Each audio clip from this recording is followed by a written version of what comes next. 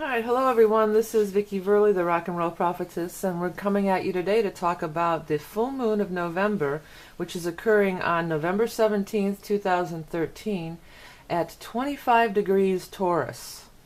So right away, that 25, before I even ran the chart, that 25-degree Taurus, I know that that is that point. That is that point of losing your head. And back in the old days, when people were beheaded by sword, as a practice, and guillotines and all, people with that point, often they would meet their death, by being beheaded. And I believe Marie Antoinette may have that point, if I'm not mistaken, in their chart. And then when I learned about this, they were using an example of another somebody in the fairly modern day in Hollywood, an actress who had that point and got into a car accident and ran into the back of a truck and was beheaded. So, there's beheadings that can happen even in modern day. But my take on it is, from that time when I was studying it, was always, just don't, in the modern day, it's more like don't lose your head. And you could just take it like that, like don't go overboard, basically, don't lose your head. Little interesting thing, because I did want to have a little bit of know what I was talking about. I do the reading off the cuff, and the majority of this reading will be off the cuff. But I saw that 25 Taurus. I go, I'm going to look up what is the name of that star. And I wanted to look it up. So it's called Algol, which I imagine would be pronounced Algol or Algo. But at any rate, besides this, it is a fixed star, and besides the losing the head thing, one of the things it said, well, the second thing it said was, if you have that in your natal, it could be great power and wealth. And then the third thing it said, it was that you may end up dying a violent death, which I guess beheading would be a violent death. But, while I was on that page, I was looking up fixed stars, and I don't keep them in my head too well. But that 25 Taurus always seems to stick with me. But at any rate, I was looking up the fixed stars, and on the same page, I scanned the page, and there is another fixed star at 20 degrees of Cancer, which is over here where Jupiter is sitting right now, and it's called Pollux. And the crazy thing is, it also has to do with violent deaths. So I thought that was kind of eerily synchronistic. So hopefully, that's not nobody's dying a violent death. I mean, I suppose people die of violent deaths every day, but hopefully it's not connected to that. But that was kind of a weird synchronistic thing. I don't have these other fixed stars in my head at all. And I barely have that one in my head. That's why I had to go look it up. But at any rate, so that's something in common. But, when I ran the chart, fixed star aside, the thing that stand out to me was this over here, believe it or not, the Pluto-Venus, just past the conjunction. So it's probably going to be conjunct a few days before this actually hits on the 17th of November. And, that is great passion. That could be power and wealth. That definitely could be. So that's the thing that stands out to me. Now, secondly, we take this full moon point, and it is in the same, stuff that we've been talking about with the Taurus, the 25 Taurus moon, that point opposed the sun at 25 Scorpio. And the nodes are still at this, Scorpio Taurus. So this has been going on and going on. This, the opposition of, and the energies of the Scorpion, and the Taurus energy. So this has been going on, always wanting to strive for the Scorpio, or the highest form of Scorpio, which is of course that eagle or the phoenix of the soaring above. But these south nodes and everything tied in, and this passion and love and everything, I feel like this is still, we're in relationships, and they're karmic relationships for sure. We've got the nodes. This is people from your past.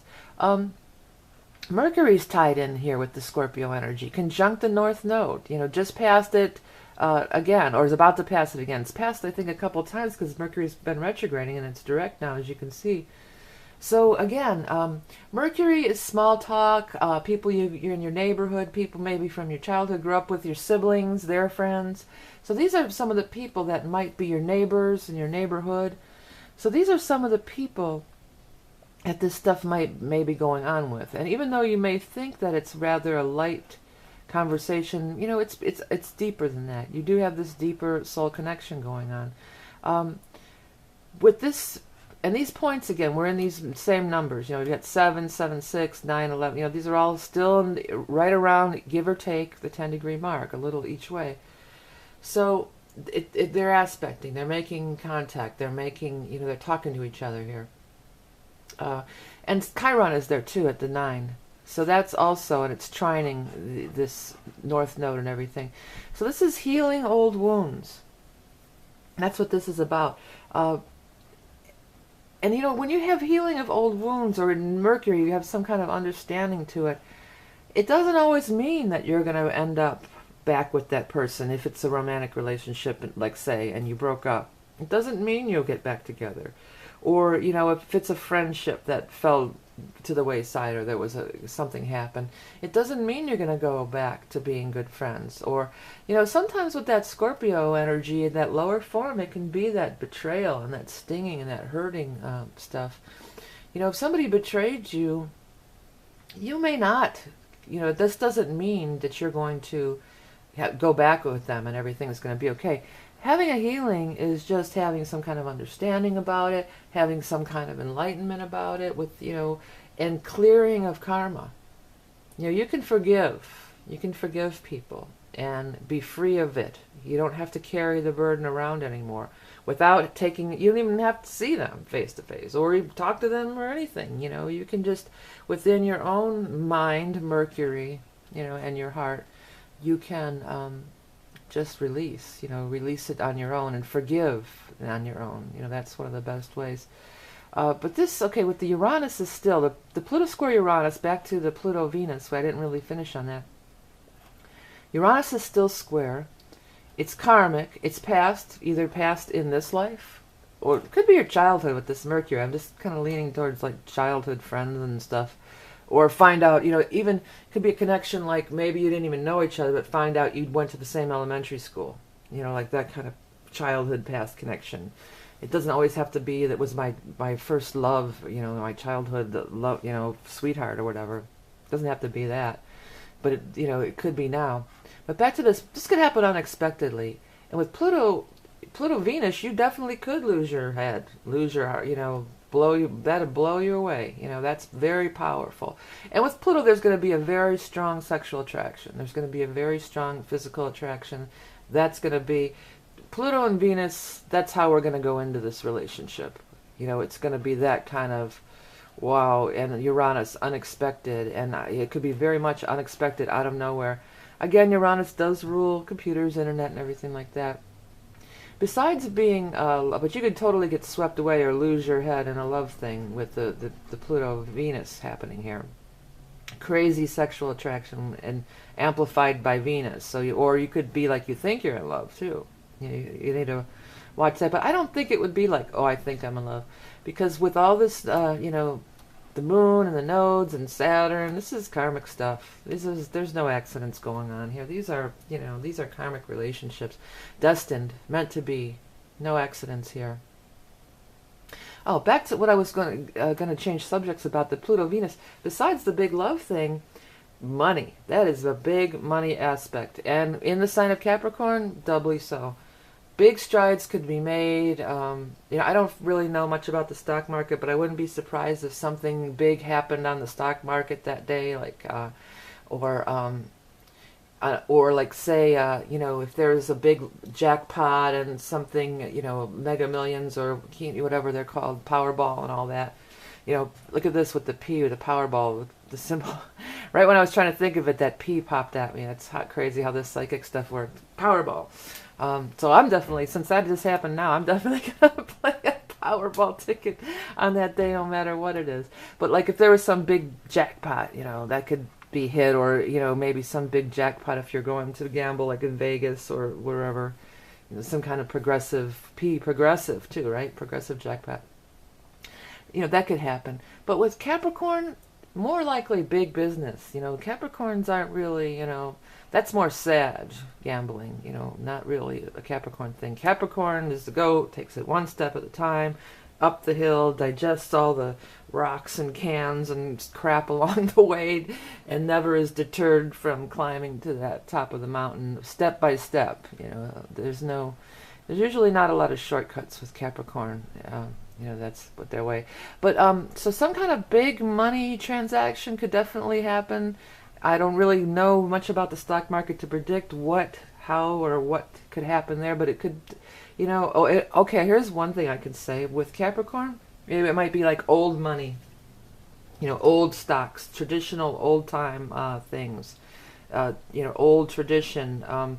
Capricorn, rules older people, I believe it rules like cemetery. I mean, you could do a search on that. Do a keyword for Capricorn or 10th house search, and you could come up with a whole bunch of things that you could relate it to. But definitely big money. Venus is money, Pluto is big money. So that's something too. That's something to take into account. But this is just really what pulls me in. I just keep coming back to this spot in the chart. That's what's pulling me in the most. So back to this full moon, it's in Taurus, 25 degrees of Taurus. So things are going to be, full moon is illumination, conclusions, things coming to a head, ending. But also the full moon shines a light, because it's in all its light, and it shines a light on things that are going on. So Taurus things, which again, right away, is money and possessions. But Taurus is ruled by Venus as well. It ties us back to the planet Venus.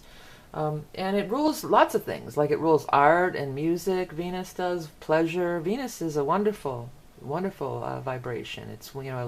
Venus brings luck and love and all the good things that we like to enjoy in our life.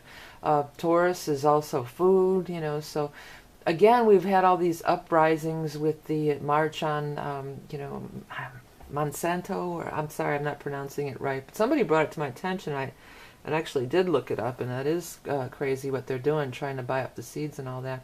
So we could have another thing happen with that, enlightenment over the food and everything.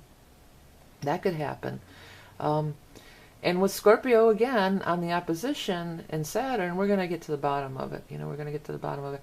And Saturn, too, and Capricorn, too, that rules that ancestry, and they want to, there's those, what do you call them?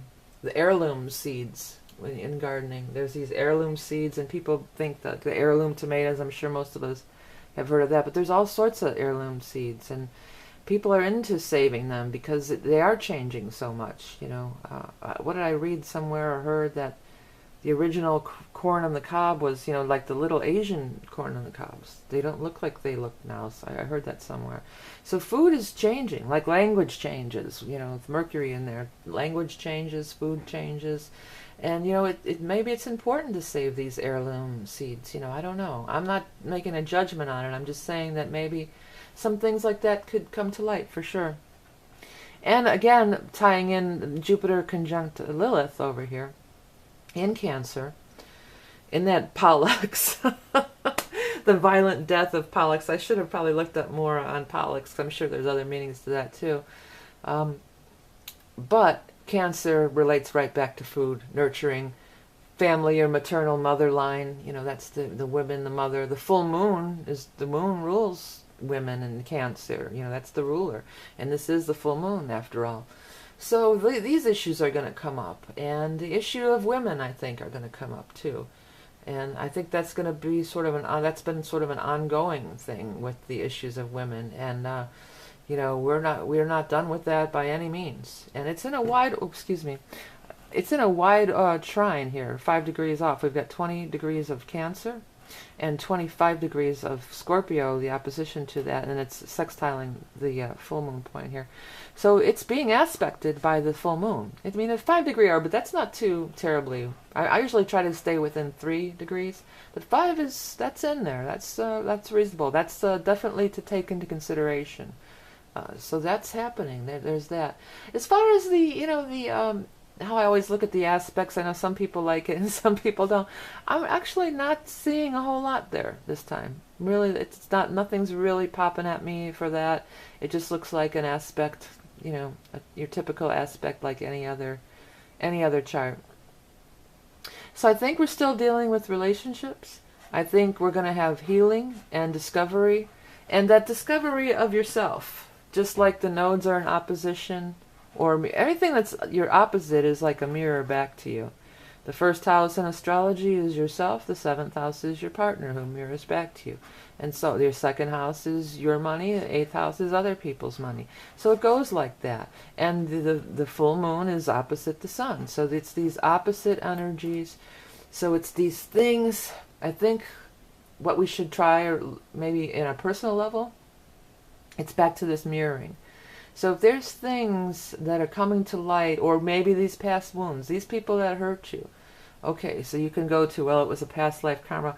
Maybe not, think about it. I mean, just be Scorpio, be brutally honest. Be brutally honest with yourself. That's the Scorpio energy, be brutally honest. And you don't have to share it with anybody else. This is, for your own personal growth and self-discovery, but, and to be free of it. Because if you face it, you're free of it. And if you get down there and dig it out, you're free of it. It's like what do you call a splinter that's worked itself in there. And you got to get down in there and it's bothering and festering, right? And then you pull it out and it's like, oh, I feel so much better. That things are clear now. So the full moon is clarity, shining the light. Again, it's the Scorpio Taurus things, and again, you may want to check that in your own personal chart to see what houses it falls in and what aspects it's going in.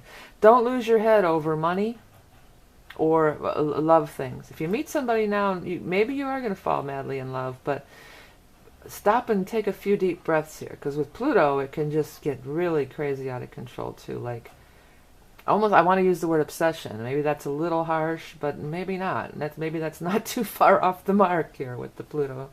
Okay? All right, so I think that's about it for this time. This is Vicki Verley, the Rock and Roll Prophetess. Thank you so much for watching my videos and leaving comments and rating. And please visit my site, the Tapestry of Light Mandala, and visit the Orgon Energy Etsy shop to check out some of my handmade Orgonite jewelry. And thank you so much for donating. That's always appreciated. And I'll talk to you next time.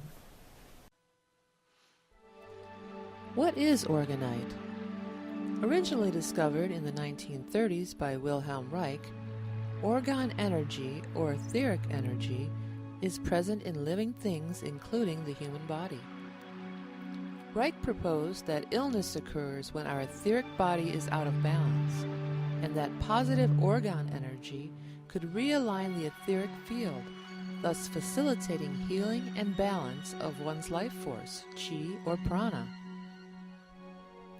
It has since been scientifically proven that energy called piezoelectricity, meaning electricity resulting from pressure, is created by the compression of certain materials such as quartz crystals, wood, salt, sugar, ceramics, and bones. As the resin cures in an orgonite piece, it shrinks and compresses the organic matter contained within. The energy emitted creates a positive energy generator. You really can feel the energy coming forth from these pieces. Orgonite clears the air and neutralizes negative emotions as well as electronic clutter from our high-tech devices. Each orgonite piece is lovingly hand-created using intuitive pairing of materials to enhance and raise vibration and aid in ascension and a spiritual awakening. I use materials from nature, including the bark from a sacred willow for grounding, and gold flakes to emulate the golden light basking down from the higher dimensions.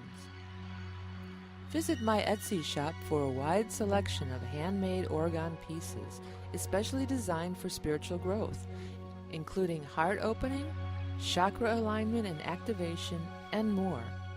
Visit www.orgonenergyflow.etsy.com to see more beautiful orgon pieces. And remember, you are love and beauty incarnate.